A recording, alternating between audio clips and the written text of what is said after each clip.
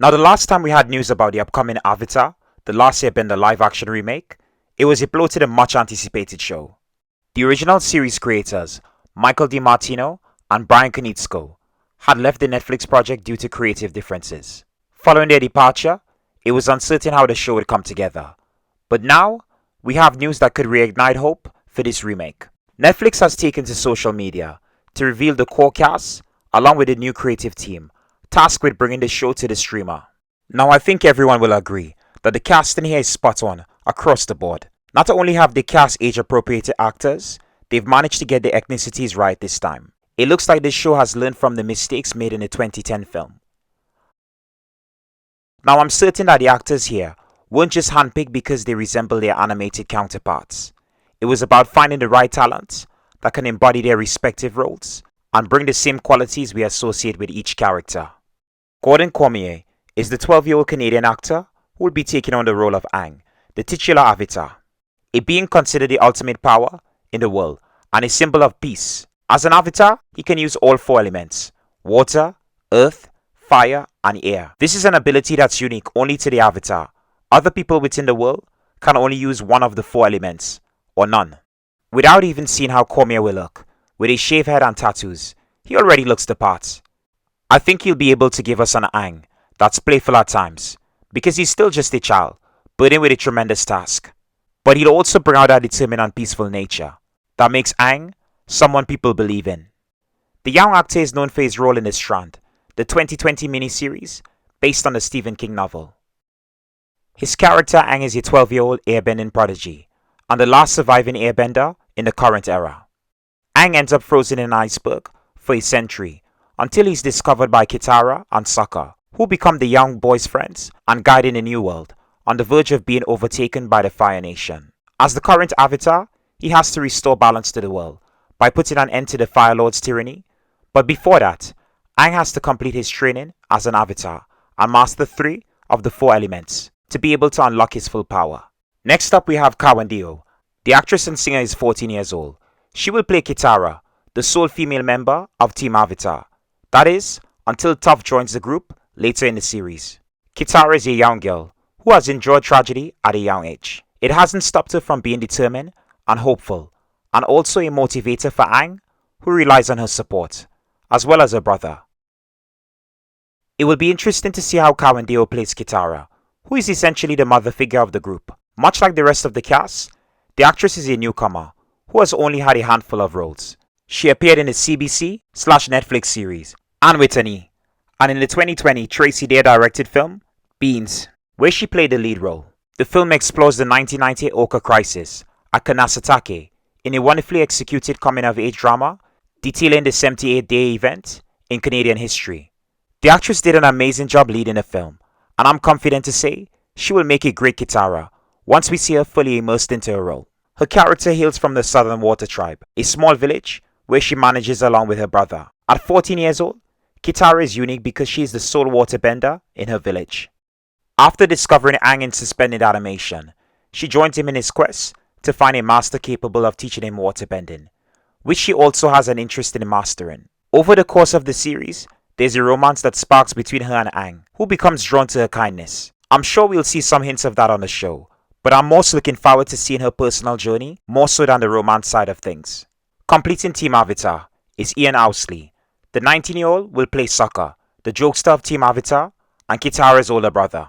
Unlike his sister and Anng, he doesn't have the ability to bend and use any of the 4 elements, so the teenager relies on his trusty boomerang in combat. The actor popped up in the final season of 13 Reasons Why in a small supporting role. He also starred in the 2018 Elizabeth Olsen drama series Sorry for Your Loss, and most recently in the Apple TV series Physical. Much like the actor for Anng, Owsley looks like Sokka. Tell me that face doesn't instantly remind you of the character. From what I've seen of the actor, I think he'll be a good fit for the part and will be adept at bringing a likable, goofball charm that is just one side to Sokka. The actor is sure to have fun with the role, especially since Sokka is a romantic who is notable for having some interesting relationships with a number of key characters. Sokka has led a tribe at a young age of 15, and while he might be powerless because he cannot utilize bending like the rest of his peers, he's still very resourceful. He's one of my favorite characters in the animated show, and I can't wait to see him unleash like never before in live action. Finally, we have 19-year-old actor Dallas Liu, rounding out the cast of young actors who will feature prominently on the show. He plays Prince Zuko. He serves as a foil to Team Avatar.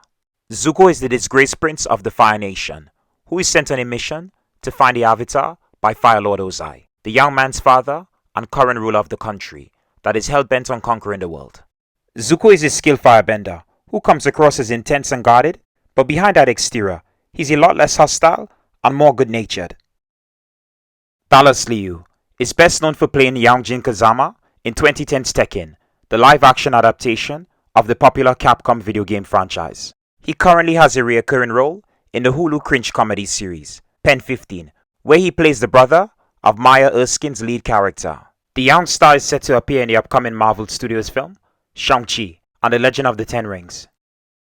Liu as Zuko couldn't be more perfect. I think he'll be able to convey those same nuances that make the character such an interesting antagonist.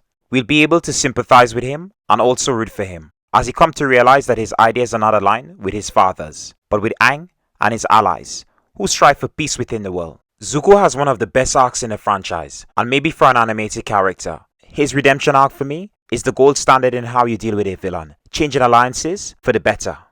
Besides his acting chops, Liu is also a proficient martial artist, so he's already got the physicality side of things working for him. As Zuko, he will have a ton of fight choreography to display the raw power behind his character.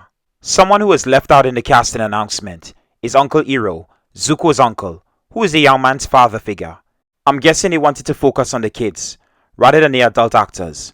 So maybe in a future announcement, we'll find out who they cast as Iroh. Okay, so next up, the most important factor that will make or break this show, and that's the showrunner. We now have Albert Kim in charge of shaping the overall direction of this show. Kim has been a producer and writer on shows such as the 2013 supernatural drama Sleepy Hollow and the 2010 Maggie Q-led thriller Nikita. This is without a doubt a high-profile project for the creative to be a part of, and I'm glad that Netflix hired someone who is a fan of the show. It means he'll make that extra effort not to ruin the legacy of the franchise. In a blog post released to announce the cast and the creatives behind the show, Kim shared his honest thoughts on being hired for the project. He became aware of the show through his daughter, who couldn't stop watching the original series during its initial airing on Nickelodeon. He goes into why he appreciates the show and how the Asian-inspired world connected with him as an Asian American father. Just like fans of the show, he had his reservations about a live-action remake and wasn't keen on taking on the project until he gave it some deep thought. With the advancements of VFX technology, he could faithfully translate what had been done in animation to live action. Added to that, he could give the show a whole new dimension that would heighten the world, including bending, one of the central techniques used in the show. Now he'd be able to do it in a more real and visceral way that couldn't be done in the past. Now this is just a brief rundown of Kim's feelings towards this project and his approach in bringing the show to life. For those of you who want to read the full blog post, I'll link it in the description below. My biggest takeaway from the creative's comments is that he has no plans in modernizing the story or twist it to fit with current trends. He's not going to make this series into anything that's so far removed from what we remembered the original show to be. And that to me is the most reassuring statement he could make to ease any concerns that it would strip the show of its identity. It will be the same except for some changes that will expand the world in a way that's now possible with a new medium. I'm sure they will also make some slight changes to keep us fans on our toes, so we won't feel like this is a complete rehash, beat for beat. Okay, so next up we have Rosanne Liang, who will serve as a co-executive producer and also a director on the show. Liang is a New Zealand director, best known for her 2011 feature film, My Wedding and Other Secrets. Banana in a Nutshell, her debut, which was based on her own cross-culture romance. Most recently, she directed Shadow in the Cloud, the 2020 Chloe Grace Moretz horror film. Michael Goy is the second director attached to this project. He is known for his work in television and film as a cinematographer and director. The creative helmed episodes of the ABC crime drama series, Big Sky, and most recently, Kung Fu, the 2021 CW reboot based on the classic 1972 TV series of the same name. Jabbar Raisani is the final director, rounding out this team of creatives. He's an Emmy Award-winning visual effects supervisor who bagged an award for the work he did on the hit HBO series, Game of Thrones. He also made his directorial debut with the 2014 film Alien Outpost. This creative team is an interesting mix of talent that has produced a lot of favorable content. Now, I know people will have their reservations about this show because of 3 reasons. Reason number 1. This isn't the first live-action adaptation based on the animated show. We had one back in 2010 with M.Knights' feature-length film, which really was a disaster on so many levels. The casting was entirely wrong, Noah Ringer being the exception. At the time, the young star was a great choice for Anng, but Kitara, Sokka, Zuko, and just the ethnicities chosen for the various tribes and nations was a complete mismatch with how they were depicted in the show. Now, the problem with this film was obviously M. Night, who just wasn't the right fit for the project. Reason number 2. As I've talked about in the beginning of this video, the creators responsible for making the hit animated show left over a disagreement with Netflix. What exactly was it that they didn't agree on? Who knows? We can only speculate about it until they reveal what happened, if and when they are allowed to talk about it. I know it's reassuring having the guys who created the franchise involved in shaping this new show, but is their involvement really instrumental in making a good show? The movie didn't suffer because they weren't heavily involved behind the scenes. It was due to the person at the top, the director not being capable of making a good film. Also, just because they were great at making an animated show, it doesn't mean that they would instantly be good handling a live action project. Animation is different to working with real people. There's so many more moving parts involved in a live action film or TV show. Michael and Brian are great storytellers, and it would have been great to see what they would bring to the show, but I'm perfectly fine that they are no longer involved with the project.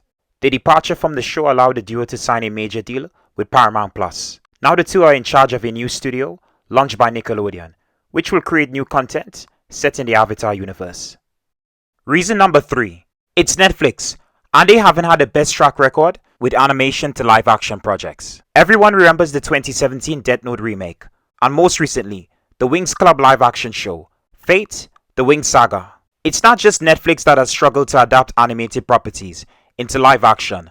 Hollywood as a whole has failed to crack the formula, yet they have never stopped trying because of the franchise potential. Regardless of these 3 factors that could put people off this project, I fully believe that it will succeed. There's just so much working for it that will make the end result one that will surprise many who are still on the fence. Even with this announcement, I truly believe, and maybe it's just me being optimistic, that this show will be one of the few animated to live action ventures that delivers in every area that made the original medium a beloved series. So as fans, let's lend our support to the cast and the creative team by being optimistic and encouraging everyone in this big new venture that will usher in a renewed interest in the franchise, not just for old fans, but also newcomers who are yet to discover what makes this series so uniquely original, as they stand out amongst animated shows in the past 20 years, even though the show is only 16 years old. Currently, there is no scheduled release date for the show, and no indication of when they will start shooting. So for now we wait and see what happens in the next coming months. If any new information gets dropped during that time, I'll be sure to cover it here on the channel. So what are your thoughts on this casting news? Do you think the actors best represent each of the individual characters they are set to play? What are your overall thoughts on this project? Let me know in the comments below. Anyways folks, that's all for now. Thank you for watching and I hope you enjoyed the show. Please feel free to subscribe, like, and comment below. And hey, maybe this wasn't your cup of tea. And that's okay. Just remember to take care and stay safe.